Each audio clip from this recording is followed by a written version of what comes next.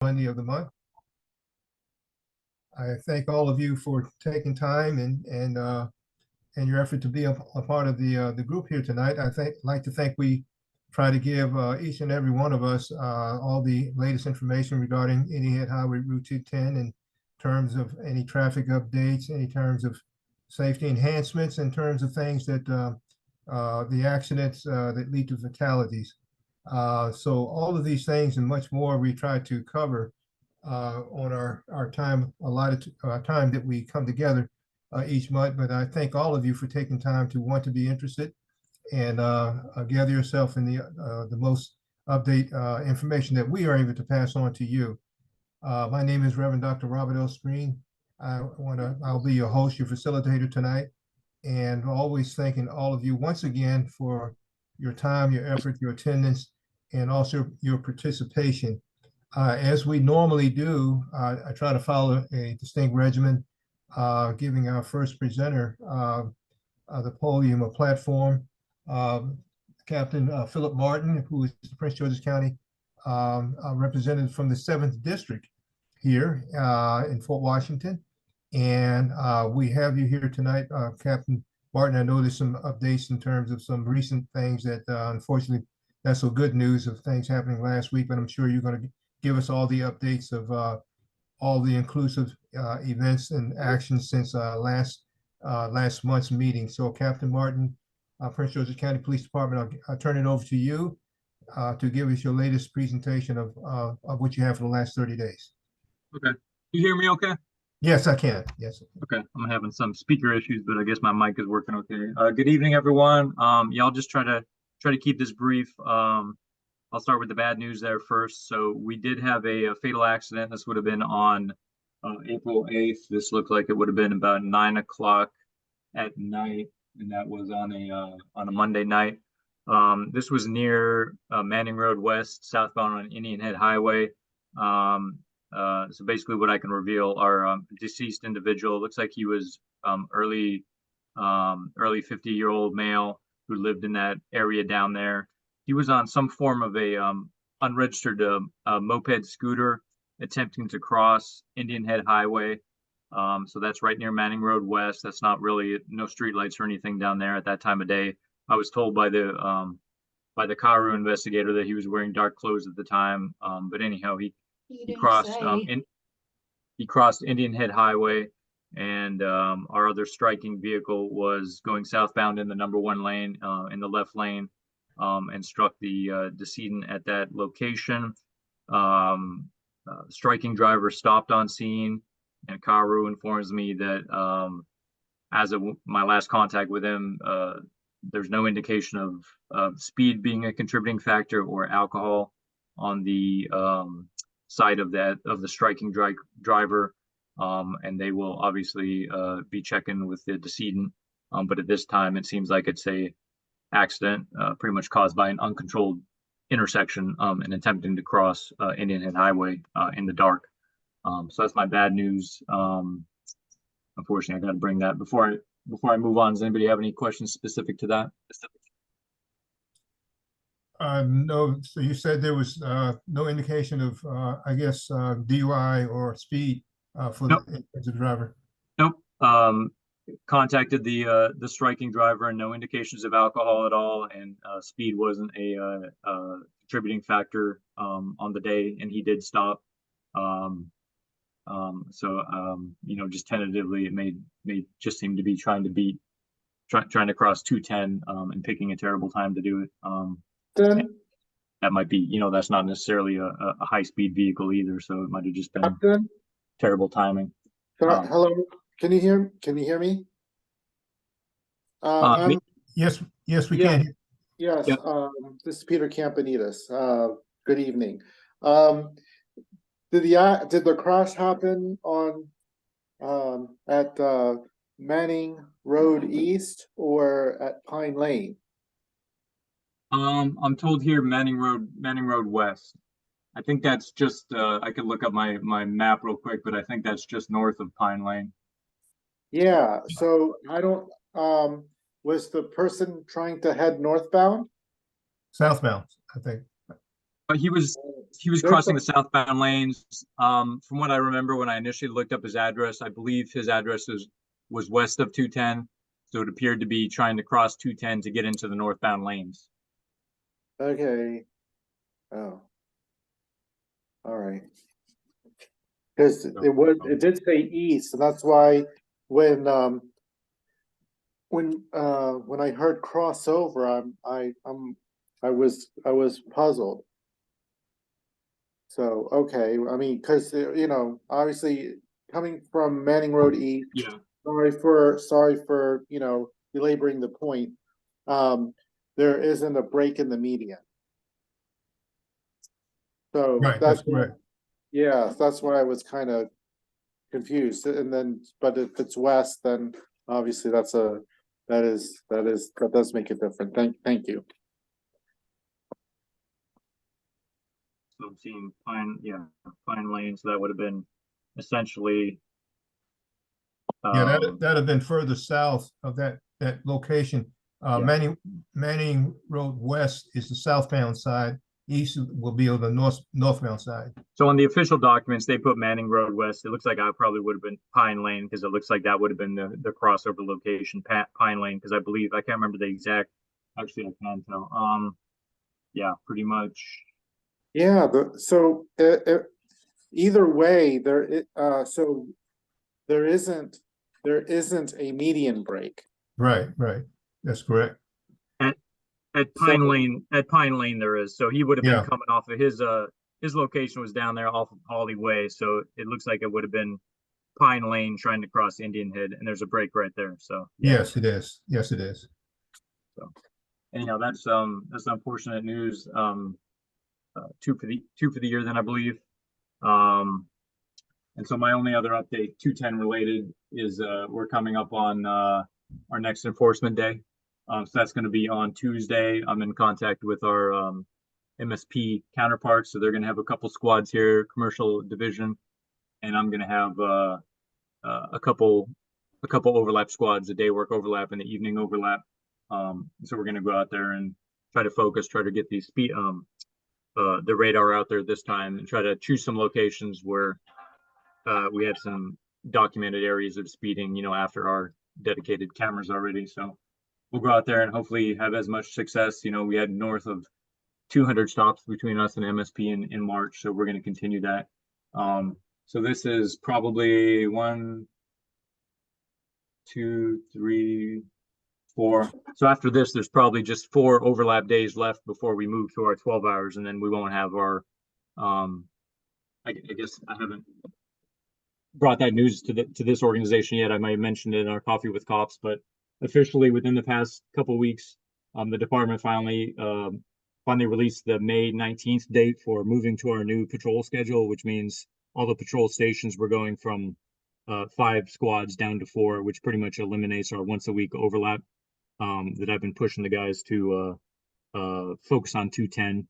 So we will continue. We just won't have the overlap days that we can focus on them, but we will continue to push during routine patrol to make sure that we are very visible on Indian Head. And we are going to part of this change is going to be one of our patrol sergeants is for the first time in the existence of Division 7, we're going to have a cop sergeant. So not only the 2 cops officers, but we'll have a sergeant. So I will definitely task them with getting out there. It's obviously an area of community concern. So we'll get out there and we'll be visible with our cops officers weekly. So, and that's pretty much all I got for 210 related updates. Does anybody have any questions? I'm sorry, Captain Martin, you said your next date for, I guess, the joint operation, you said was Tuesday. Is that going to be tomorrow or next Tuesday, the 23rd? Next week, the 23rd. 23rd, okay. I hope we get as much, social media comments on all the activity as we previously had. I think it'll probably break out with MSP kind of being north of Swan Creek and Prince George's County Police kind of being Swan Creek and south again. That's kind of my general idea right now. Okay. Was that the pattern of last time? Yep, that's what we did. Okay. And they had, I think, there's commercial vehicles all over, but it worked out well for us. MSP got a ton of stops up there, so and we did see them. They came down and back to us a few times, so we definitely did see them down south as well. Okay. Okay. Well, thank you, sir. We appreciate your diligence and also your dedication to what you're doing out on the roads. We know that this is not an easy thing to do, but we're thankful for your dedication that you're putting forth and keeping us apprised of all the local things that are happening from your vantage point. I'll touch base with you probably a little bit later on some things, but again, thank you, Captain Martin, and you're going to stay on the line as long as you can. I guess others may have some questions as we move forward. So I'll just I know you said you had some other things going on, but we'll play it by ear and see how it works out with the time. That should be good now. All right. Okay, great. Thank you, sir. Next week, we'd like to go right to our State Highway Representative, Peter Caponides. And once again, Peter, we thank you for being a part of our, always a part of our scheduling and a part of our presenters. You always keep us enlightened to everything that has to do with enhancements, improvements, update notification. One thing I reached out to you, and I'm sure maybe some of the callers would like to see if you can answer some questions regarding, there was a flooding area at 228 and Indian Head Highway. I was reaching out to you about that to see if you had any information regarding that particular area, Indian Head Highway Route 228 going northbound. It seems that the two northbound lanes coming off of 228 on that ramp were flooded over. I think it was one day last week, a couple of days last week. Matter of fact, there was an accident where I think one of the vehicles had hydroplaned in that area. The water was pretty deep, covering two of the three lanes, I believe. And we think is as a result of the building, because they've been putting new housing developed right next to that area where the flooding kind of comes from. The new housings having being built closer to the roadway. But anyway, you may have something on that, but Peter. But anyway, you can enlighten us on anything you may have on that or other matters. So I'll turn it over to you, Peter Caponides, our State Highway Representative. So, Peter, you have the platform. Thank you, Robert. Good evening, everyone. I'm afraid just to make a small bit of humor, I'm a little underwater on that flooding issue. I don't know what's going on with that. So I need to, if you would, I need to get clarification on where the flood is. Is it on 210 turning on to 228? It's on 210 coming from the 228. I guess that the ramp as it intersects into Indian Head Highway going northbound.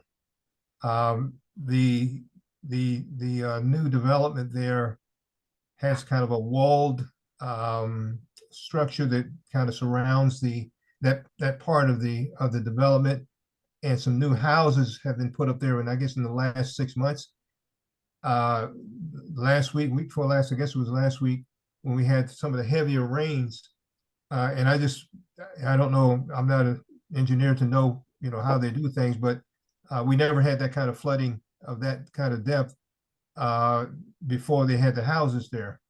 So, but the actual depth of the water was such that it covered not only the landscape between the development and roadway, but all the way over to the roadway. It took up about 2 lanes, and there was an accident of a vehicle that coming off of that ramp, I think hydroplaned, and I was told, I didn't see it, but I was told that it came off of that ramp and I guess ran into another vehicle because of the depth of the water. So it was pretty high, and it stayed there for about 4 days, I think.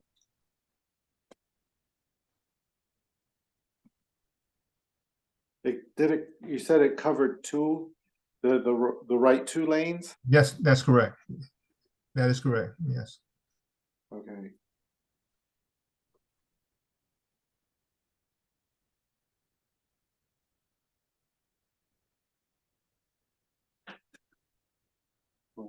Jeez.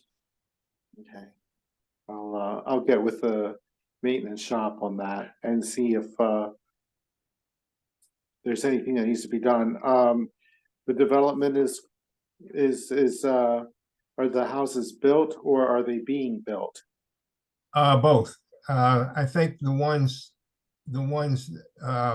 I think those are built that cover the area closest to that roadway. I think they're up there, in terms of, being structured. You know, I don't know if if they've been bought out or not, but, the structures are definitely there. All right, I mean, if they're being built, then I need to get with, our utilities, section because they handle the permitting. Yeah, One of the inspectors would visit the site, and discuss it further with the developer and the contractor to try and address it. If it's a completed thing and it's all, and the development is completed, then we would have maintenance go out and see what they can do. And depending on what they find, it might be a little bit more involved. So therein lies a little bit of the challenge. yeah. I'll see what I can do about that. Well, yeah, let's talk offline on that, and I'll fill you in any other details that you need, towards that affair. Thank you. Mhm. So as of right now, Dr. France is gonna talk a little bit about the research, study, with you. We obviously, we've had, some maintenance issues as it relates to the, flex post getting knocked down and, some of the, quick curb that has the, flex post material on it. That's something that, we're using as basically part of the narrative for the research to, make a comparison of, what material, if used in a traffic calming type of, treatment, would work best. And I think everybody on the call who's been on these involved in these meetings would all agree that it's the quick curb material with the flat panels that probably are the ones that are working the best. As far as getting people to slow down, hard to I would say Dr. France will lighten us on that a little bit. One of the outstanding issues has been the enlargement of a no turn on red sign along northbound Maryland 210 at Old Fort Road North. And I'm finally getting some traction on that through the Office of Traffic and Safety, and we'll see over the course of the next month or two getting that finally resolved. So there's a no turn on red sign that's on the mast arm, and it's small. I know Mr. Trapani, who I believe is on the call, had mentioned it to me because of there's been non-compliance of with motorists making that right turn on red, and tried getting our maintenance shop to get the sign up, and unfortunately it hasn't that hasn't materialized. So I kind of did a little bit more research on that on the signing, and there are essentially 3 different sizes that can be installed, and we chose the wrong one when that signal was reconstructed. Not to mention the location. So I asked them to not only put the largest sign available, but to move it over to the right as per the original request, to have it in people's faces of what they're not supposed to do. And hopefully, when enforcement is occurring, that, the police, will have that, to justify issuing citations. So the other, I guess the next thing, has to do with the reinstallation of the flex posts, along, 210 on the shoulders. That is something that, we're working on. And I need to have that discussion with maintenance about, getting those up, using that material instead of the regular flex post for obvious reasons. And then, our Office of Planning and Preliminary Engineering, is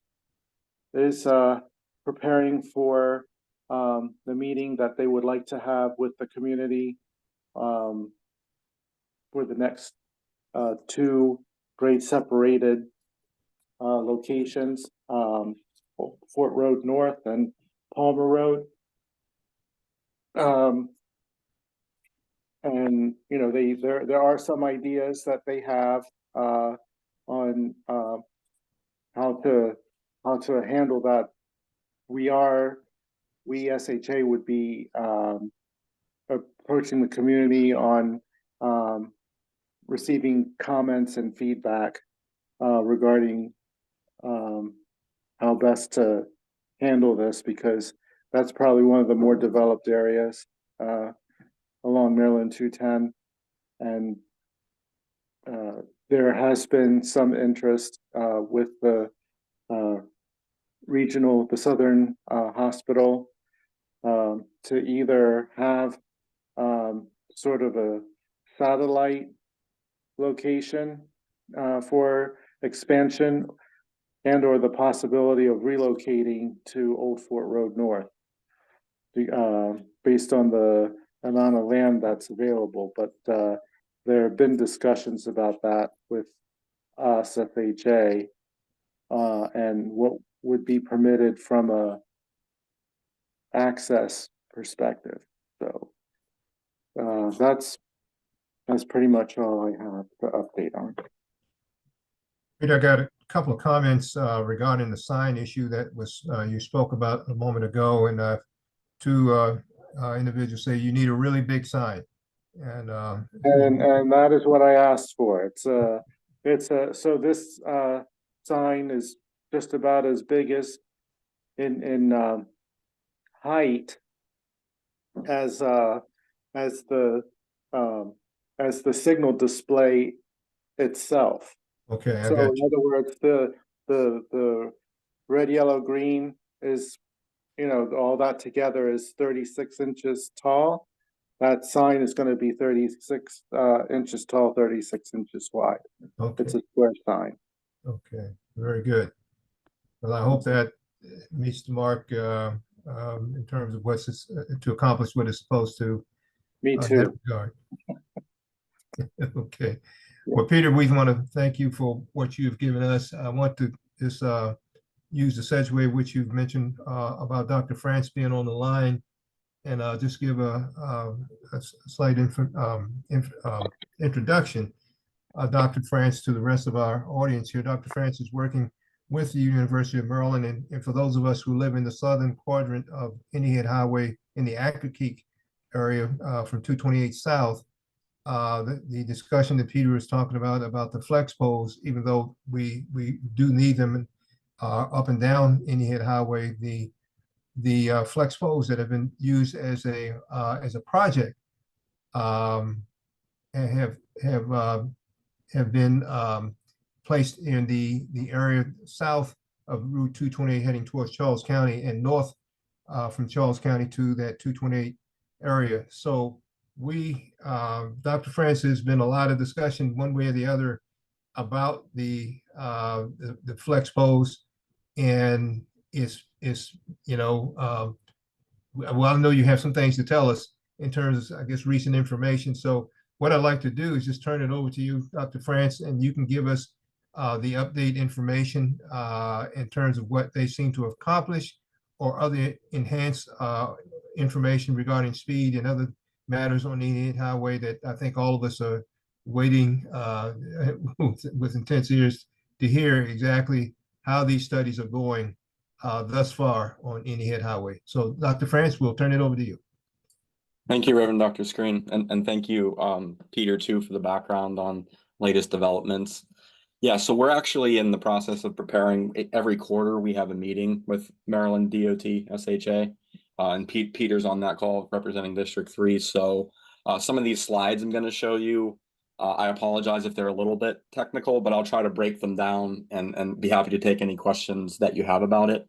But we've finally been able to conduct the first part of our before and after study. So basically, as Reverend Dr. Screen had mentioned, my team at the University of Maryland Center for Advanced Transportation Technology Laboratory, we were working with Maryland DOT, and especially with District 3, Peter and his team, to conduct a formal statistical analysis to see how these countermeasures are impacting speeds and some other safety related metrics on Maryland 210. So they were installed, as you guys know, in January. Some of the data that we get for our analysis tends to lag by a couple of weeks. Not all of it, but some of it, just because they have to remove personally identifiable information and things like that. So this is the first snapshot of what the results look like. It's by no means the final result of our analysis. We're going to be getting 3 more months of data coming in. So as we get that, we're going to add that to our analysis. And next time that we meet, there'll be more data for us to show you what the impacts are. But basically, what we did is we created like a dashboard where you can go in and interact with the data. I'm kind of just walk you through the different components. So this is the map up here from Google Maps, and this just shows the segment that we get speed data on. So this data that we get is sent every single minute. We get 1 speed and 1 travel time for each segment, and they're predefined segments. That's just how the data is sent to us by the data providers. So we looked at the minute by minute speeds and created for each day like a distribution. So this is called a box and whisker plot, and it plots the outliers, or the 5th percentile where this bar is at, and then this is the 25th, the 50th, the 75th, and the 95th percentile. So not only does it give us an idea of what the general speeds are, but also the bigger those bars are means that there's more variation in the speeds. And when speeds are greatly different, one person's driving slow, others are driving fast, there tends to be more of a safety issue because people have to change lanes or tap their brakes to get around the slow people and vice versa. So, and what you're seeing, this dashed orange line, is the posted speed limit. So it's 55 miles per hour for this particular segment. So you see that there are some speeds that are certainly above even and one caveat I'll give you with this data set is if 5 cars go down Maryland 210 at 7:30 p.m., they average those speeds together and give us 1. Yeah. So the data is inherently going to be a little bit biased because of that. So when you're seeing these extreme speeds that only reach 70 miles per hour, you're probably like, well, I know that people drive more than 70. And you're absolutely right. But it's being watered down by slower moving vehicles. But we wanted to try to use this data to see if there was a story to tell. There's another data set that I'll talk about in a minute that gives us data on the individual vehicle level.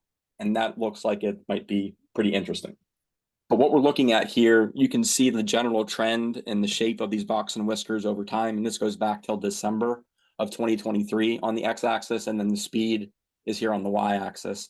So box and whisker for each day in our analysis, and we carried it out through the middle of February for now, but we'll continue to extend that. And then this vertical line is the approximate date when the countermeasures were installed. Peter, we're going to be giving you a heads up. We're going to be asking if you guys can help us track down the exact dates when they were installed. But for now, just assume that the before period is to the left of this line, and then the after period is to the right. But that's subject to change a little bit. We don't have all the details yet. And then this is just a Google map of the location that we're looking at. And then this is what's called a cumulative distribution. Mark, we're only seeing the first slide there. You're talking about slides we're not seeing. I'm still on the same slide. Oh, okay. Yeah. I don't see, okay. All right, thanks. Can everyone else follow or? I'm not really following what you're talking about from this map either. Okay. Like on the graphs themselves? Is that the question? Are you describing the pretty much 210 with the bar graphs overlaid on it as the graph? That's what you're looking at? Yeah, that's the speeds from 210. I guess For each- okay, guess we can see it then. All right, let me bring it back up. Yeah, so this is the box and whisker plot, if you can see my pointer that I was talking about. And you can see that the dissemination before and after period here, it doesn't look like it's changed a whole lot, right? But I don't see a pointer. you don't see a pointer. Does anybody see this red dot or no? I don't see it. No. Hmm, No. Okay. So, let No. me stop sharing and back up.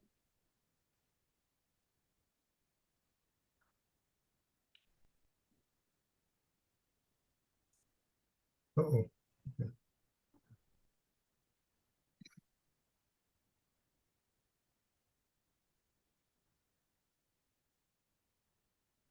Ah, there's box and whiskers. Okay, yeah, we, Can you Okay. see it now? The Yeah. pointer? Or no? Yes, Okay, cool. Sorry about that. It was a yeah, Windows thing. Sorry. Yeah. So back to the box and whisker plot. So this is the segment where we get the 1 minute speed data from. This is the northbound direction. So this is just the plot, the box and whisker that I was talking about. With the orange line is the posted speed limit. So you don't see, ideally we would see these bars be shifted downwards, indicating lower speeds. But it looks like it's, the boxes are pretty much in the same position on the y-axis, even after the installation. Another way to look at this is what we call a cumulative distribution, and I won't get into the details of it, but basically what we want is to shift the after period. Ideally, that would look something like, I don't know why it's doing that. The blue one would be shifted to the left. That would be indicating that speeds are slowing down in the after period because of the countermeasure installation. But that's not what we're seeing. I drew this line by hand just to illustrate the point. What it really looks like is what you see on the previous slide is this. The blue and the orange almost completely overlap each other, meaning that, the distribution of speeds between the before and after period are pretty much the pretty same. much the same. Okay. Yeah. So again, I apologize if this is technical, but I'm trying to explain it in more layman terms so that you guys can follow, but please continue to ask questions if something's not clear. Okay, so let me ask this question. Basically, which if I understand you correctly, the enhancements that you have placed there since January don't seem like they're slowing the speeds down. They're pretty much the same way they were when you first took the reading. Is that what we get from them? For this particular segment, so we have several different segments. I think there's 60 or so segments that we're looking at. I don't have time to go through each individual one, but this is the general trend that we're seeing, that the speeds really aren't being impacted. There are some exceptions to that though, and I'll talk about that in a moment. Okay. All right. So there's, I don't know. So basically what we're looking at in this before and after period study is to look at like what the change is because of the countermeasure. So in order for us to do that, we have this before and after intervention. And in this case, we're looking at speed. So this is what it looked like before, and ideally we'd have the speeds go down, and then we'd be able to attribute some of that to the countermeasures, right? So what we're doing in our strategy is to take it one step further, because there's certain things in the environment that we can't observe or we can't control for. So we have selected what we call control sites, and these control sites have similar like what we call annual average daily traffic volumes, AADT, the count of cars for the whole day. They also have the same number of lanes and approximately the same speed limit. So we have that database of that for the whole state of Maryland, and we down selected some control sites. So what we use the control sites for, similar to what they use controls for when they do a medical study, is they might give somebody a placebo or no treatment at all. So we want to look at, are speeds changing at these control sites that don't have the countermeasures installed just because of the nature of driving. So we want to be able to account for that so that we don't give credit or discredit to the countermeasures themselves. So this is what you would see at a control site. There's this just inherent natural change that's not associated with any countermeasure being installed. That ends up being reflected down here when we do the intervention. So we subtract that part out, and what we're left with this arrow is the actual change that comes from the countermeasures. So we've been doing some statistical analysis applying these methods, and here's sort of what it's looking like. So the control site, and each dot that you see here is when the speed that we get from this data provider on that segment is at least 5 miles per hour or higher than the posted speed limit. So we count that for each hour, and that's what you're seeing on this plot. Then the control site was pretty much flat, and then we have the after period is this before after period is this dotted red line, and went down and then started to go back up again, meaning that speeds started to increase again at the control site location. Whereas when we do it on Maryland 210, in this particular location, it looks like it's staying down. But when we run the statistical test, even though there's some differences in it, it's not statistically significant, meaning that we can't roll out that this change wasn't from just randomness in the data. We can't assign it to the countermeasures. Yeah. And then hopefully this is the easiest one to follow. And I think it's really interesting. This is a data set that our lab has never really used before, but we partnered with Michelin, the same one that make the tires that your car might be equipped with.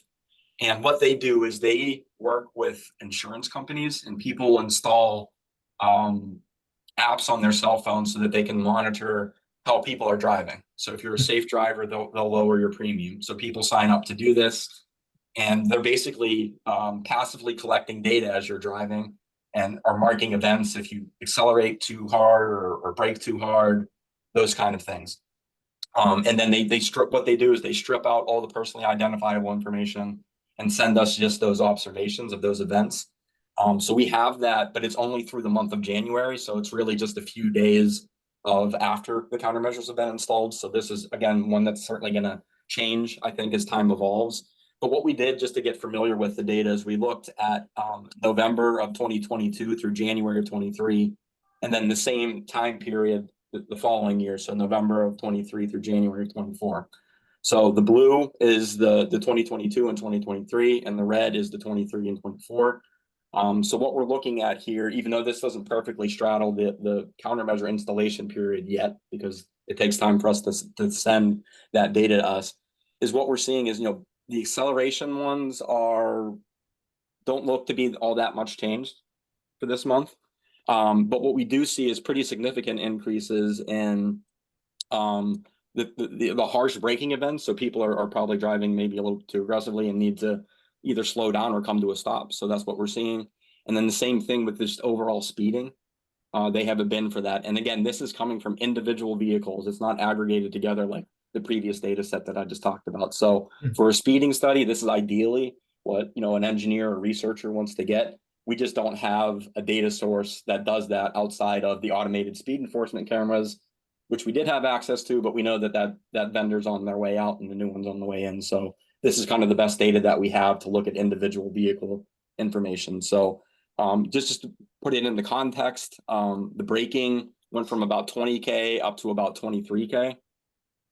And then about 12 or 10 or 11K up to 15K for the speeding event. So these are not small changes. And this is just some of the month of January after the countermeasures have been installed. You would expect to see maybe it come down at least a little bit, but that's not what we're seeing yet. But the final assessment is yet to come. So then what's going to be happening next? There's one additional data item that we're getting from the Michelin group, and it's called origin destination data. So again, they use the same data that they get the speeds from. So when you're driving with your cell phone, it's pinging every couple of seconds with a longitude and timestamp. So then we can basically recreate the routes that people take. including where the trip started and where the trip ends. So what Michelin is sending to us, and this is an output, it's not Maryland 210, but this is on I-270, but this green little segment is what we use as a filter. So we asked our database to give us the output of any trip that used this portion, this green portion of I-270.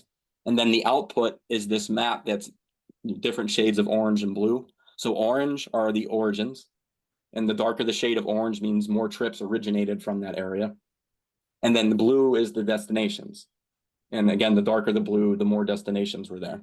So we're going to be getting this data set probably next week sometime for a few months of data for all trips that Michelin has in their database that used at least some portion of Maryland 210. And basically we'll be able to recreate something like this, but specific for Maryland 210. It will tell us the origins and the destinations of trips that use that road. And I know that that's one critical part, especially for the policy, getting the other county representatives to see that, improvements on Maryland 210 go beyond just Prince George's County. It benefits Right. drivers all across Maryland. I know that's something that you all are very anxious to see. Yeah. I'm pretty sure we'll have that ready by the next time that we meet, and I'll be excited to show it to you. How widespread will the area encompass in terms of this readable data? I guess what I'm trying to say, I mean, I know that it'll probably take all of Charles County, but is it coming like from La Plata, Calvert County, the other counties that are also feeding into 228 and Indian Head Highway eventually? Will it be that far reaching on the map? It should be. I'm expecting it to be at least statewide. Okay. Or they might say like, this trip came from Pennsylvania, but they'll just pin it to like the border of Pennsylvania and Maryland. At a minimum, Okay. they'll do that. They might give Okay. us the exact origin and destination. So yeah, I think we'll have a pretty comprehensive pictures of, where these trips are coming from that are using Maryland 210. Okay, great. That would be great data to receive. Yeah. Okay. So hopefully I'll have those results next time that we meet, and I can give you a little bit more background on the data itself. I know I just kind of jumped into it today, but basically we pretty much, outside of this OD data, which we've worked with OD data before, as you can see on this screenshot, with different data sets, but we never got it from Michelin. So that's sort of the only part that we're a little bit less sure of, but we'll figure it out and get that ready for you guys. And once it's ready, I can email you guys too, just so that you can take a look at it, but I'll walk you through it next time that we meet. Okay. Dr. Frank, Yes. you may have mentioned this already. Preliminarily speaking,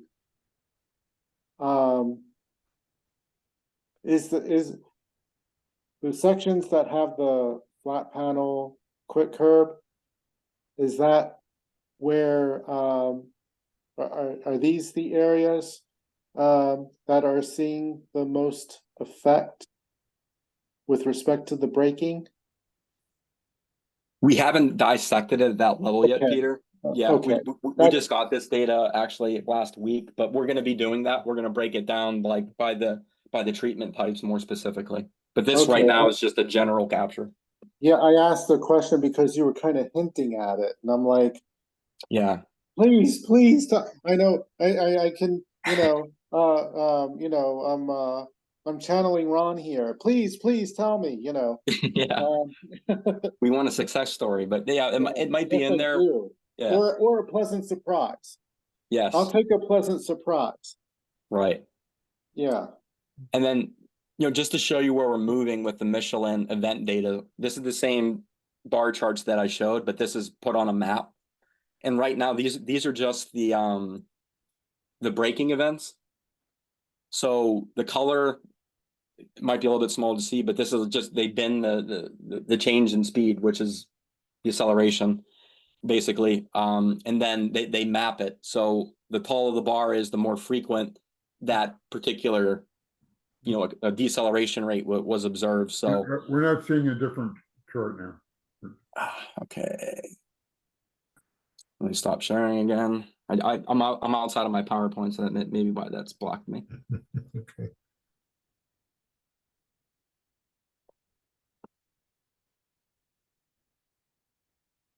Okay, can you see that? Yes. Yeah, that's the first page that you had it in the beginning. Is that Yeah. what you intend to show us? No, it should be like a black map with bar charts, like No. bars on Maryland 210.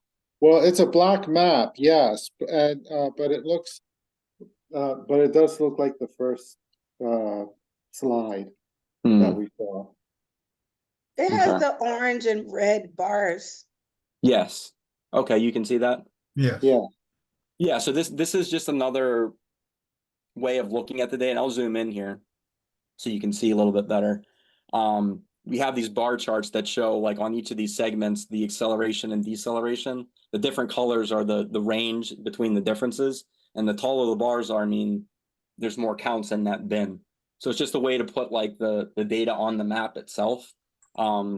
This is our first pass at it. Again, we got this data last week, but we're going to clean this up and consider this as another way that we can present the information. And we'll probably carve out the portions that have the countermeasures on it so we can focus our eyes specifically on that to see what the impacts were. But that's just kind of future work, next steps where we're going with it. But I'm happy to take any other questions or comments that you all might have. Okay. If we can hold those questions for just a moment. We have one more presenter. But Dr. France, I want to thank you for that's a wealth of information you've given us and a lot of study. And I know you still have more to go. But if you can hold on for just a moment or two, Sure. I wanted to bring in Miss Katie Nash. I see she's on the line. Miss Nash is a representative from the Genoptic speed camera contractor. And I think, yeah, she's still here on the line. What's important in terms of Miss Nash information, this is the month that we're supposed to have the cameras, the new cameras to come on board. So I'd like to for Miss Nash to give us whatever detailed report that she has in terms of the status of the cameras, or where we stand in terms of their interfacing and how the I guess the transformation is going from our previous contractor to where you guys are right now. So Ms. Nash, if you're willing, I'd like for you to just kind of lead us on where our current status is with the new cameras. Yeah, absolutely. And I can be as brief and succinct as possible. We should have cameras. You should start to see cameras up for testing. I've been told we're on schedule to have those this month, so that would be in the next 2 weeks. But I did check on that, and those were on schedule. And it's pretty standard. They go up and they are sort of calibrated, and everybody feels good about the data that's coming in before they go live. I've been told that period is a couple of weeks. I did see today, as a matter of fact, the approval for the district court. The district court has to sign off on making sure that when we're issuing tickets, of course, that everybody is communicating and that they're ready to start receiving that. So they just gave us that approval today. So I don't think that has pushed us back. I know that was taking a little bit longer than we were hoping, but I believe when I've been sitting on these calls, I believe that was sort of us managing conservatively and pushing them as much as we dared. So we did get that approval today. And I think I've been told that we should start to see, I think the clip that we were hoping to do was 20 at a time. So there'll be sort of these sort of phases. And then I think the 20 at a time, I was told like 20 every month, I think, but I think that was being conservative as well. So I think I sort of pushed back on that, making sure that I understood. They said by the end of the summer, Katie, by the end of the summer, but I think everybody's just managing expectations in the event that, we're just working through the process. So we're right where we thought we would be. The only other thing that I'm working on, we have an environmental study for the location that we chose to make sure that, of course, that when we put I think I might have referenced this at our last call, we just want to make sure that when we put our workers and we have the public come in, we as a company, we always do an environmental study just to make sure that, you know, there's no hazardous materials or anything, just because generally it will be sort of like a combined industrial sort of location, because we're going to have on-site the trailers when they come in will be assembled on site. So we always like to make sure that, you know, the air is circulating, all that good stuff. And that has not yet been completed, but it's well under its way. So that's the only reason I can't announce the location yet, because I need to wait for that to come back, just to make sure that if we have the public in the building, and for our employees, of course, that it's safe. So hoping I'll have that location and that report for our next meeting, but those are sort of the things that I'm waiting for. Okay. Well, quick question. I know we're getting 3 additional cameras. Have you been given those locations? I mean, are they still in flux, or I know we still have 2 weeks to go, and I know we were working with Captain Smith about those locations, but is there anything you can tell us where that is right now in terms of the additional camera locations? I have not, and I will check on that, Reverend Dr. Screen. That probably is that's probably me not asking the right question, just because Okay. we've been in this onboarding process, but I'm happy to get back and ask where those additional locations are. They may not have released that information yet, but I did not ask. And then Ron had asked sort of like the 20 per. So basically the idea is that we won't deploy all cameras all at once. It would be, we would be in phases. So I only bring that up because once we get through the testing period, if you only see some of them go up at once, it's just because we're phasing them in. And I can get additional clarity about the actual like specific dates on that. I don't think they've released that to me yet, in terms of, I think they really want to get through this, just making sure that it's really just to make sure that everyone's happy before we start putting cameras out on the road. So and that's you'll see that we do that pretty much everywhere. We did it when we did our technical demonstration. We do it, and pretty much any vendor does a period of time where they put the camera out and they measure and they calibrate and make sure that everything's functioning the way that it should before they go live for the public. So that's the period that we're about to enter in here in the next 2 weeks. Okay. Well, very good. Well, it's good to know that seemingly they're on schedule for 210 in terms of I guess their appearance here in this location. I've got a chat here says, just throwing out my question for question and answer. I understand the state engineer typically joins these calls. Has there been any previous discussion about adding 1 or 2 more overpasses to alleviate traffic congestions? I'll talk about that offline, that particular chat question. But I think in terms of Ms. Nash, in terms of the cameras, it's good to know that things are seemingly on schedule. And a matter of fact, we have a meeting this Wednesday with Jason Smith and those citizens advisory boards about the cameras. So I'll be getting some more detailed questions with him and probably get back with you between the 2 of you on anything that needs to be answered. But I think were there any other insights that you wanted to leave us with? The only thing I'll mention, sir, is that I know last meeting we spent a lot of time talking about the legislation, and I just wanted to reiterate that as we move forward as prepping for 2025, that I'm happy to be a resource in those discussions, and Okay. certainly have been taking notes about some ideas for legislation for 2025. So Okay, great. happy to talk offline. Okay, well, I'm glad you're presenting right now, because I'm about to give the latest data that we got from Conduit, and just to give a summation from what they have given us from last year, and also I guess first couple of months of this year.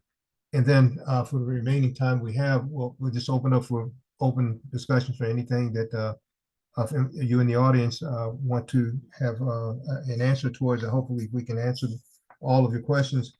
What I'm about to give you is a summation of why we're doing what we're doing. I've got a speed camera report from Captain Jason Smith, who's the automatic enforcement division person who basically governs all the speed cameras in Prince George's County. Has been working diligently with us in terms of providing us a report. And what he has given us, I mean, it's kind of staggering in terms of what we have. I'm just going to read it as it is in terms of the report that we have for all of last year, going from 20, let's see, I'm going to go from January 1, 23 to December 31st, 23. And again, what I'm giving you is going to be the citable infractions. Citable infractions are not necessarily those infractions that actually develop a citation. And that's one of the reasons we're well, it has a lot to do with why we've had to change contractors. But the citable infraction number is the number that what this speed camera actually cites for someone going over 67 miles per hour.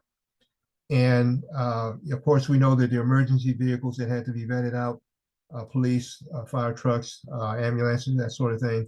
And then there's also sometimes the plates can't be read properly to warrant a citation.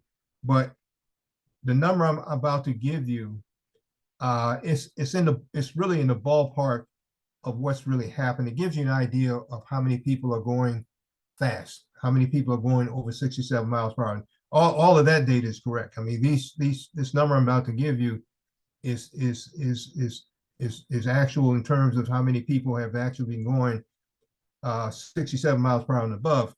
And so it gives you kind of a snapshot of how the speeding is going on any highway with these 3 cameras that we have that this report is generated from. And this is again from January 1, everything I'm giving you from January 1, 23 to December 31st, 23. A total amount, these are all the categories that we have from 67 miles per hour to 100 miles per hour and above. There were 40,050 citable infractions for the year of 2023, based on the 3 cameras that we have. 40,050 citable infractions. For the category between 67 miles per hour and 79 miles per hour, 36,813 going at that speed. 80 to 89 miles per hour, 1,995. 90 to 99 miles per hour, 634, and over 100 miles per hour, there were 608 recorded going over that speed limit of 100 miles per hour. And this is what's really staggering. This is just really floored me in terms of what what I'm about to read you is the report of the average high speed. Now, every camera captures a high speed of all the infractions that they get. It captures whatever for the month, whatever month that is reporting, what is the highest speed for that month. And then what we do is all the 3 cameras, put all that together to give us a summation of what that total comprehensive high speed number is happening on any hit highway with these 3 cameras. That high speed number for 2023 is 151.16 miles per hour. I did say 151 miles per hour. I mean, that's staggering. But that's what it's showing.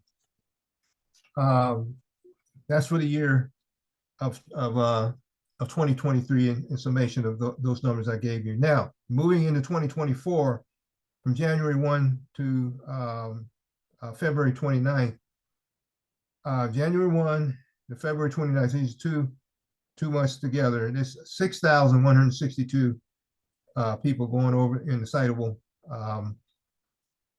infraction numbers. I mean, it's just staggering. I mean, what people are doing. Now, mind you, these are just 3 cameras. We're supposed to have 6, and we will have 6. But what are they going to read? In the month of in that same time period between January 1 to to February 29th, we had someone, well, actually, in January, 173 miles per hour. I mean, they went from 128 to 173 miles per hour in that month of January.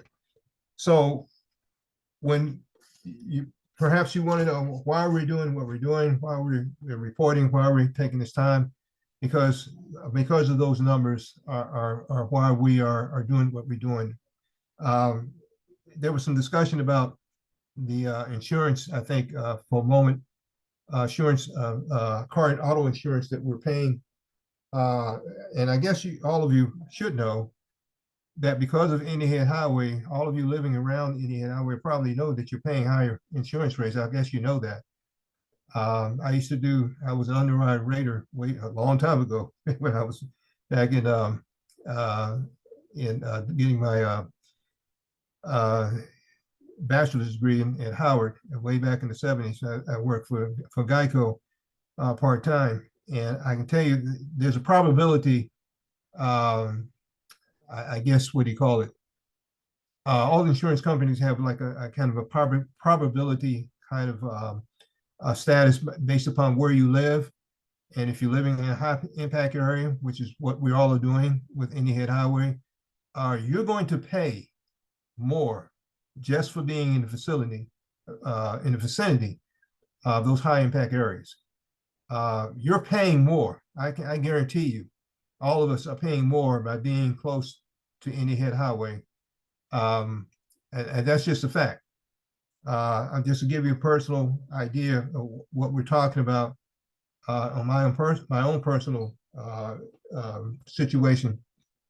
I just changed insurance companies because of the very things that I'm telling you. I was at one company, well, I used to be a USAA, and I had to leave them because of the high rates that's going up. And I'm talking about not having any infraction, not having any accidents, but just being in the area. The last company I just changed here just shortly, I'm not going to name any names, but I was paying up until February $155 a month for my wife and I for just two average vehicles, no accidents, no infractions. If you got into the month of March, it went up to $296 a month. That's the kind of stuff that's happening, and a lot of you are paying these higher bills. And it's because of what's happening on your head highway. You're in a high impact area. And the probability of having an accident because of that is why you're paying more.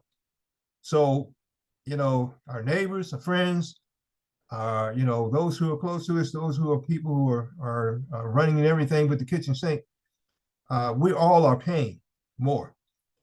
So I just want to throw that in. That's just the way it is. And until we get this under control, this is why we have to have some measures of deterrence to slow people down, to get people into a better place where we're not having these accidents, not having these fatalities. I see Captain Martin has his hand up, and I want to go to Captain Martin because I know that you have time constraints. So, and anybody else that has to throw in a question, please. This is our time for open discussion. Captain Martin. That was probably a mistake. You can go into the next one. I don't have a question. I'm sorry, say once again. That was probably a mistake. I didn't see it was up. No question. Okay. I see Ms. Tamara Davis Brown. You have your hand up. Yes, good evening, everyone, and thanks to all of our presenters this evening. I had a question that I believe goes to Mr. Capiloutis as well as Ms. Nash. And the question is, since we know that we're getting ready to put up the signs, I'm not sure if we're selecting the speed cameras, if we're selecting the same sites for right now. I know we have to put up, the law requires that we put up notice that, the speed cameras are Tamara, here. can you speak up a little bit more? Yeah. I'm sorry. My question is, has, the vendor for our cameras, Ms. Nash, being the representative, as well as Mr. Capiloutis, are the signs ready for notification of drivers that, you know, the speed cameras are here. Then we have to put those up.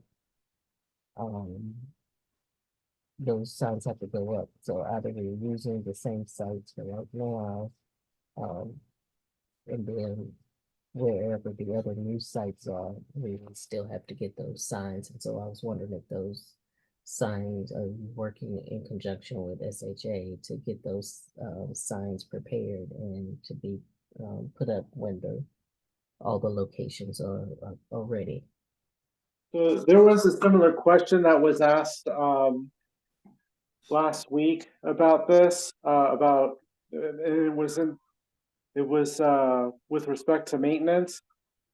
So the initial installation will occur by the contractor to install the speed limit photo enforced signing. If it so happens that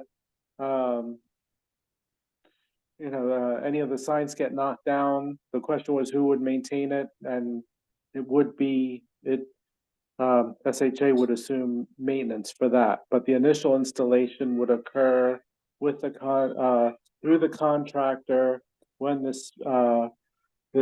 speed cameras are deployed. And they would be working with us to ensure that the sign locations are appropriate. Okay, thank you. I see Ms. Huggins has a question. Yes, my question is with regards to the statistics. Mhm. I think it's hard to react if you don't understand, is this typical? Is this off the charts? So, I mean, is there a way we can compare our numbers to others? Because I don't have a sense of how many cars go across, and Right. are these numbers like ridiculous given the number of cars that go across? So I wonder if there's any way we can continue to get like comparison in terms of what these numbers actually mean Okay. across, whether this is abnormal or not. Yeah, that's a good point of question. The best way that I can answer that, Ms. Huggins, let me put some context to it. When we first got all three cameras on board in July of 2019, this is when we started out with one. We got two additional cameras in that year, and they all went online.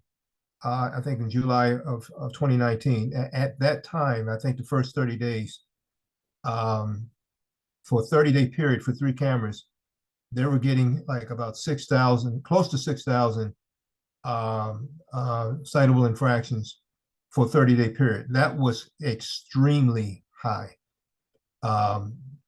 And after that 30 days, they stopped giving warnings, and they for the first 30 days they gave warning, then they went right into giving the actual citations.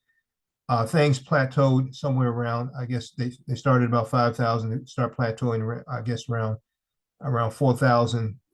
This is three cameras now. This is citable infractions about 4,000. That's a lot of people that's going over the speed limit over 67 miles per hour when you have three signs to let you know that there's a camera there. It's not like they're moving these cameras. Everybody knows where they are.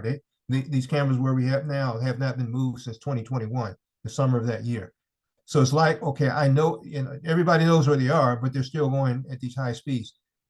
What I read you, just, to give context, the numbers seem like they are going up, have gone up to, I guess the last time that I looked at them in the summer months, we were going up to about between 3,500 and 4,000 for a 30-day period. That's high.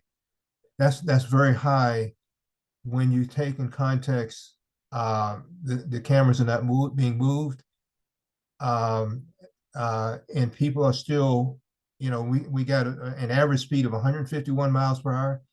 I mean, that's racetrack. And it is, and I know you want more context. I can't give you more. I just can only give you what we have for Indian Head Highway to measure ourselves with ourselves. But people are not slowing down. They unfortunately they're going in some months going much faster. And I put another insight into this for last month when we had some of the highest figures for the cameras when they did the joint operation that Captain Martin was speaking about that they're going to do here next week. But when they did the last one last month, for 4.5 hours, I think it was 13 cruisers that were on the roadway, Indian Head Highway, 13 joint operation between Maryland State Police and Prince George's County Police. They had, I don't have all the numbers, but I know they did 71 citations. I think it was 162 warnings. And I mean, the numbers are just off the charts. And these were areas they were hitting in addition to the cameras. One person was arrested, a whole bunch of commercial vehicles were cited. Captain Martin, you can probably tell the story better than I, but you know, I mean, in other words, people are just off the chain. And these were areas that they caught people that were outside of the 3 cameras. So it's, I mean, it lets you know we still have a very dangerous road based upon the numbers that the speed cameras given us, based upon what the joint operation gave us. We still have a very dangerous road where people are just not adhering. Now, I think I have Ron and then Ms. Dolores had their hands up in terms of questions or comments. Ron? I just wanted to emphasize that although from last year, there's over 3,000 events per month on average of people going 67 miles an hour or more per month. And that's a lot of people. But if you consider that there's 40 those cameras read 47,514 events every day. So really it's 0.25% of all the people on 210 that are doing all this speeding. So the majority of the people are not triggering the speed cameras. The overwhelming majority, 99.75% of the people are not triggering the speed cameras. It's the 0.25% that are having these outrageous speeds, and we've learned repeating, doing the same thing over and over again. So that's I think the focus of what we're trying to get these relatively small number of deadly drivers to change their behavior or get them off the road. I mean, those are the ones that can kill you, and they're a relatively small minority, but they only have to hit one accident and you're dead. Yeah. That's what we're doing.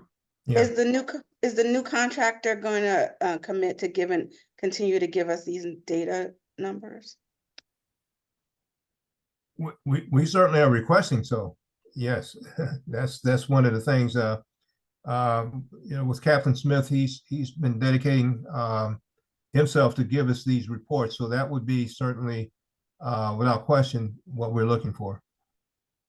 I'll just jump in and I'll clarify with Captain Smith how he would like that information. I know before we even put our cameras out to test, he requested to see how our data collection worked. Like, we actually walked him through, what a typical report would look like.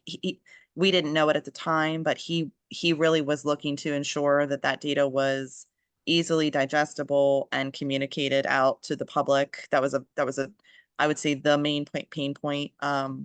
He really, and again, this was before but he kind of put us through the ringer in terms of how how those reports would look, how they could be customized. So I know we are very committed to providing that data and being transparent. I think the question I need to clarify with Captain Smith is, does he want it coming from them or from us directly? I'll ask him what he would prefer there. But I know he really wants to make sure that everybody understands what the data says. Yes, absolutely. Thank you for that, Ms. Nash. I think I have Ms. Dolores, and then I'll go back to Ron after Ms. Dolores. I'm okay. Yes, I just had a comment and a question. As you know, Reverend Screen, I testified in support of increasing the fines on 210. So I guess at this point, we're kind of stuck with what we have. And I also want to thank Captain Martin. I see your numbers on here and all of the police members that were out there for the all hands on deck. I can just speak for my family. When my sons were out here who traveled 210 regular, they were so thankful that they were pulling people over. Yes. Because you're right, it is a small minority. But I just have a suggestion for Captain Martin, and I don't know anything about the police policies, but I think people should not be getting warnings. They should just be getting tickets. Because I see you have 162 warnings. Every last one of them, my suggestion should have gotten a ticket. I mean, because people don't, when it comes to speed, people don't care about warnings. They figure, well, I'm okay now, just speed on down the road. And we're going into the spring and summer season. And my experience from living close to 210, the warmer it gets outside, the more people speed. I don't know what it is, but the nicer the weather, people are just flying. And it's just, I mean, my other comment is, it seems like we're stuck here in some kind of political hole here where we can't get anything done on 210. Like everybody knows about it, but nobody really cares. Oh, that's so terrible. Yeah, it is terrible, but children died on 210. There's a family in this area that has all three of their children died during the holidays on 210. People just like, well, it's a terrible thing. Does this need to go to the governor's office? Because I'm willing to talk to him personally and express that this is a state road. And every day that's passing, people are out there now, as Ron said, traveling to and from work, just trying to get to take care of their families, but they got to risk their lives because you got the bikers and all these other foolish people out there that don't care about us. Yes. The taxpayers, the homeowners, the people that are trying to keep the community safe. They don't care if a person on this call right now gets run over, they'll just keep on going. Mr. Dolores, I feel your passion, your pain, and I can assure you, I feel personally the same way. And we as an organization, as a group, we are behind the scenes doing everything we can that we know to do to move this, and including, I mean, I can tell you, the governor has not been off my list in terms of sending next day letters and that sort of thing, but penetrating the political veil is not an easy thing. And but it doesn't mean that we stop. We're still going to be, we're just as tenacious as any. And I appreciate your passion on that. Don't give up hope. We're still working. We're still fighting. Believe me. Ron, I think you had some things you had your hand. Yeah, to speak to Dolores, that do we need the governor's help? Yes, we do. There were 12 in this last session of the General Assembly. There were 12 speed camera bills in the hopper. Only one of them made it through, and that's the one that the governor wanted for work zone speed cameras. Okay, 11 out of 12 failed and didn't have the governor's support. So yeah, the governor sure can help. Yeah. What I would like to do is as we progress through the next couple of months, I would like to try to put together some type of concerted effort, whether it be letters, emails, what have you, that we can, through the year, not just before the General Assembly, but through the year, continue to remind our legislators at General Assembly remind our governor that we're still on the map, we're still paying taxes, we still want to be heard, we still want to be recognized, we still want our bill to pass. And so we'll speak about those things as we go along. But believe me, Mr. Loris, we're far from forgetting about where we are, what we need to have done. Yes. Yeah. Are there any other comments and questions that we have? And I thank you, Captain Martin, for putting that list on. The one thing you didn't have, I think, was 71 citations, I believe, that you had also included in that, in the original numbers. But we're going to be looking forward to next Tuesday that you guys go at it again, and it's good to see that you're having that joint presence to once again go out there and show that we want enforcement to be taken seriously. I see Ms. Huggins' hand up again. Yes. Sorry, just a quick question about what you guys are doing behind the scenes. When we had the sponsors aid on, she talked about talking to the committee members that killed this bill, and they had all these questions. Are we working to get the data that they said they needed about costs and all this stuff? And can we like narrow, instead of just sending general requests to the legislators to support the bill, can we work to like push to get those answers so that 2025 they can't come at us like, what are the costs? Who really needs, those kind of questions? Are you guys working behind the scenes on that?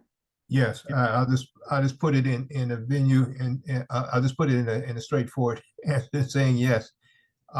There's some things that are in process that are kind of in the sensitive area right now, but I would just say yes to your question, because everything and all of what you have said, all of what you have in the back of your mind in terms of probably what you're thinking, what's going on, believe me, yes to all of it. Gotcha. Okay. So, Yep. Okay. I see Ron is. Okay, there was something about the overpass. Okay. Are there any other questions or comments that anyone have?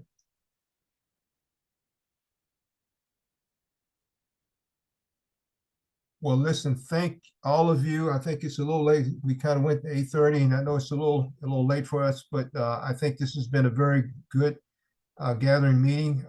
Very good questions, very good insights, very good.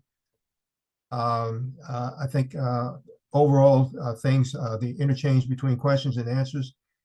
This is what it's going to take. I felt so bad for this latest fatality, because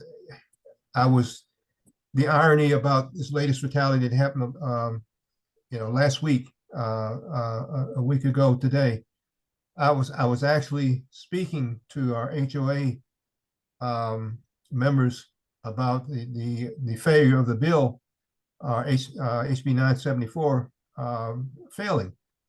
As I was speaking to them, within a half hour of that presentation, this accident occurred, and it happened in location no less than 2 miles from where I was speaking from.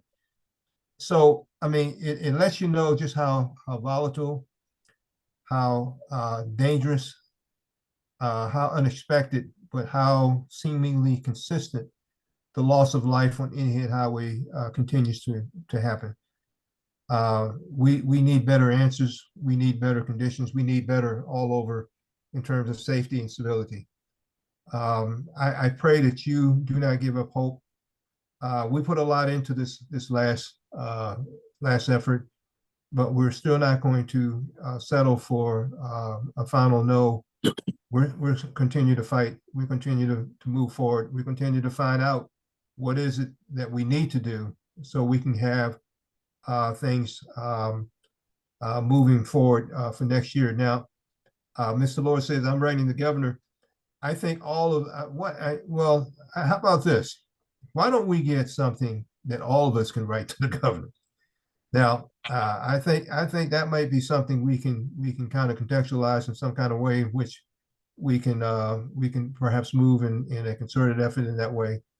But writing to the governor is something I think is not outside of the pale, so to speak. We need to keep this in the forefront of those who are the decision makers to get some answers down here and get some things changed.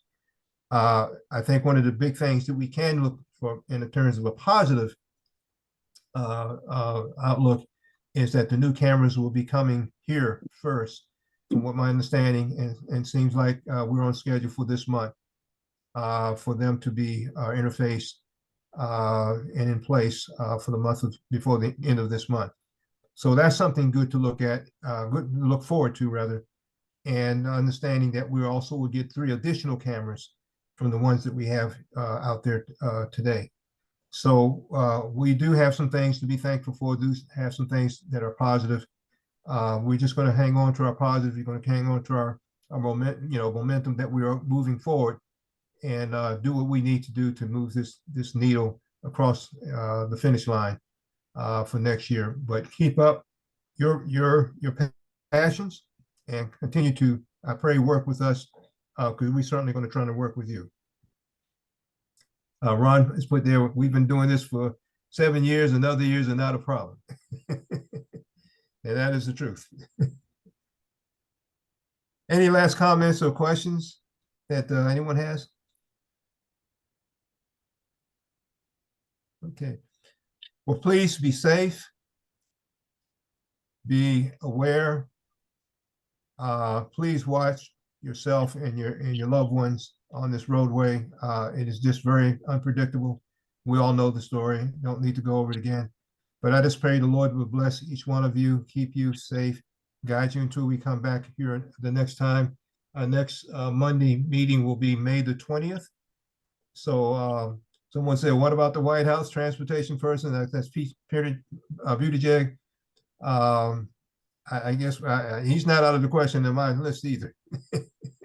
I saw that on the chat, so I just wanted to read that to you. What about the White House transportation person, Pete Buttigieg? Yeah, well, there's nothing wrong with writing him as well. God bless each one of you. Be safe, be blessed, and we hope to see you again on May the 20th. Amen? Amen. Amen. Okay. Good night, everyone. Good night, everyone. Good night. Thank you. Night.